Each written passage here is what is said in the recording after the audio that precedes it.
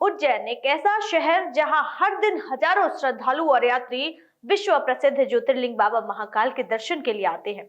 इसके बावजूद भी उज्जैन रेलवे स्टेशन सवालों के घेरे में आ गया है।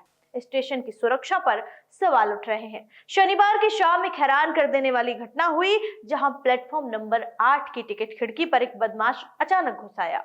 उसने टिकट क्लर्क की आंखों में मिर्ची झोंकी और कैश की गड्डी लेकर मौके से फरार हो गया।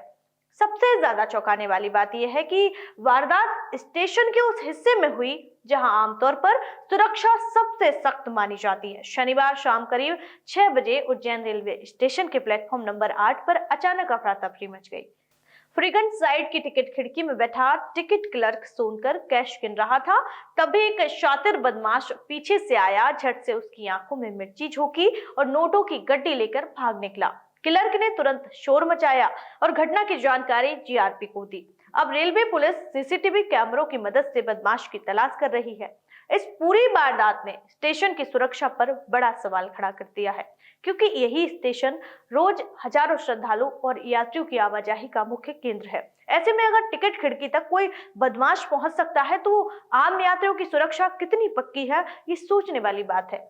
ऐसे में अगर टिकट खिड़की तक कोई बदमाश पहुंच सकता है तो आम यात्रियों की सुरक्षा कितनी पक्की है, ये सोचने वाली बात है, क्योंकि खासकर तब जब उज्जैन में आगामी वर्षों में महाकुंभ यानी सिंहस्थ की मेजबानी करने जा रहा है और उस दौरान देश दुनिया के करोड़ों श्रद्धालु यहां पहुंचेंगे। ऐसे में रेलवे स्टेशन जैसी एंट्री पॉइंट पर अगर सुरक्षा चूक सामने आती है तो ये सिर्फ एक वारदात नहीं बल्कि एक चेतावनी है। क्या रेलवे प्रशासन और स्थानीय सुरक्षा एजेंसियां सिंहस्थ जैसे बड़े आयोजन के इससे पहले इन खामियों को दूर कर पाएगी, या फिर हम एक बार फिर अव्यवस्था और खतरे के साए में इतने बड़े धार्मिक आयोजन का सामना करेंगे? ये सवाल अब हर उज्जैनी और श्रद्धालु के जहन में है।